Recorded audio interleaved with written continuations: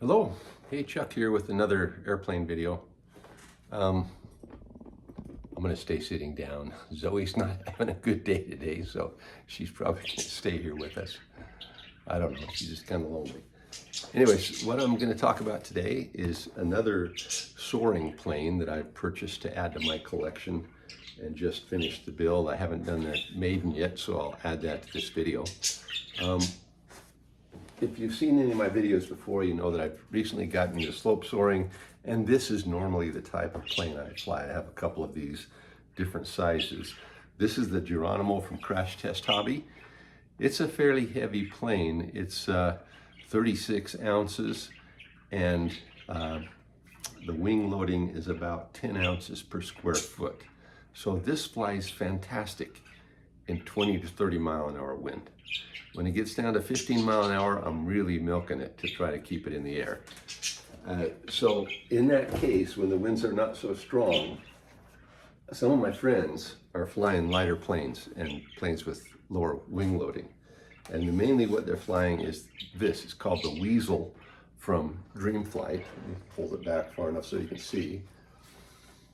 And it's a molded foam. And I think this is like maybe the second or third generation. The ones that they fly are a little bit different than this. It's the EVO model, the Weasel Evo. This is the Weasel Trek. It was redesigned about 10 years ago, so this is a bit newer model than most of my friends, but I think it's going to fly about the same. Some things I like about this model, for one thing, it just looks very well made. See how smooth that is?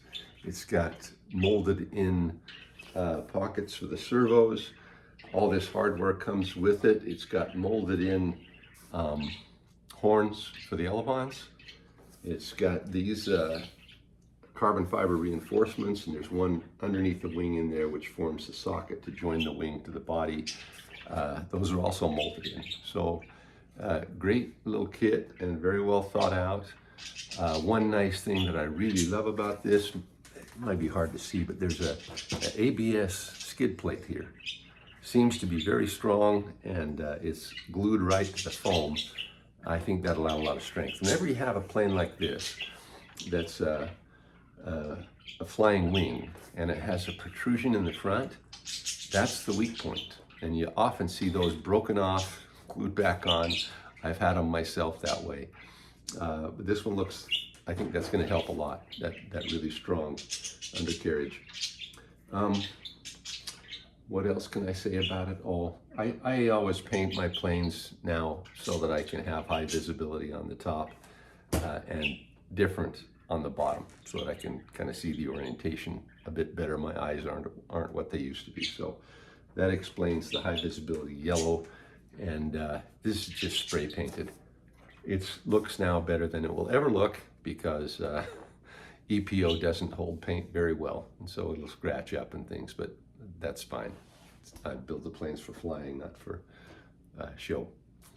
And so now let me just explain maybe a couple things that I do differently than the typical build or the build that's explained. The instructions are very good. I mean, the best instructions I've ever seen with a plane kit come with this, a little booklet, and explains every step, even down to the setting up of the servos, dual rates, exponential.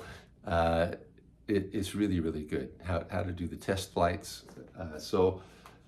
It seems to be very well thought out, and I think this company's been around for a long time and done a lot of these kits.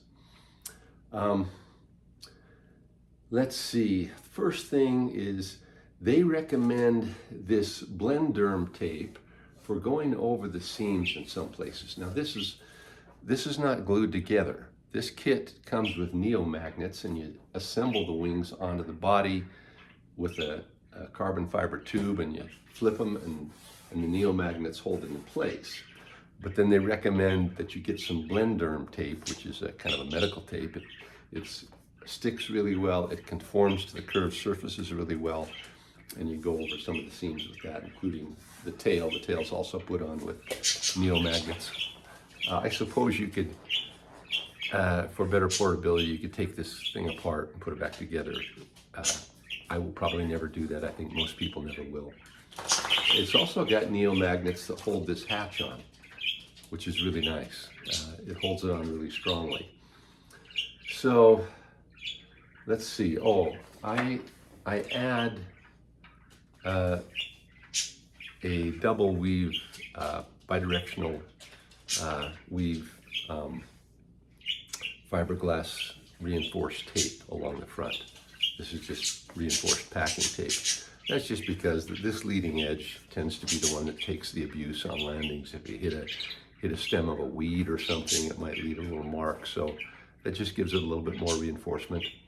That's not something that was in their instructions, but that's just something I did to try to help it out a little bit.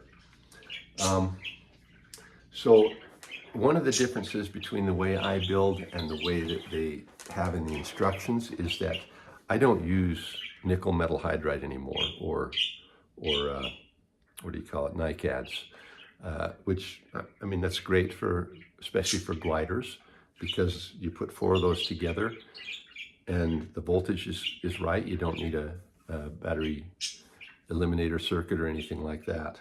But I just don't use them anymore. Everything I have is LiPo. So all of my gliders, soaring planes, use a 500 milliamp hour 2S battery. And when this is fully charged, it puts out 8.4 volts, which is too much for the receivers that I use, and probably too much for the servos also. So I use a BEC, but basically in this case, I didn't buy a BEC. I just took an old ESC from one of my electric planes, cut off the leads that would normally go to the motor, and I just used it as the BEC. So it's just glued in there. Takes up a little more room than a BEC would, but everything seems to fit okay. So I've got that put in there, and then I've got my receiver right here in the front, and then the battery just, I had to carve things out just a hair to make room for this battery. But if I tuck the balancing port under there, I can fit that battery in perfectly like that and plug it in, and then put the hatch on, and everything fits. So that's kind of how that's set up, a little bit differently than you would with a NiCad. Another thing is I had to, because I don't have the NiCad battery pack in the front, which would give it a little more weight in the front, I had to add some weight. So this is a 1/2 ounce wheel balancing weight that I just glued in there, and then I went into my tackle box, got a couple split shot, glued them in there with hot glue, and that balanced it perfectly.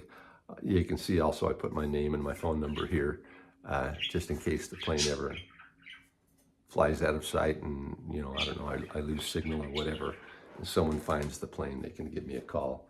Never had that happen, but all my planes are marked with my name and phone number, just in case. Gosh, I don't think there's anything else to say. Beautiful, beautiful kit, beautiful plane, very good instructions.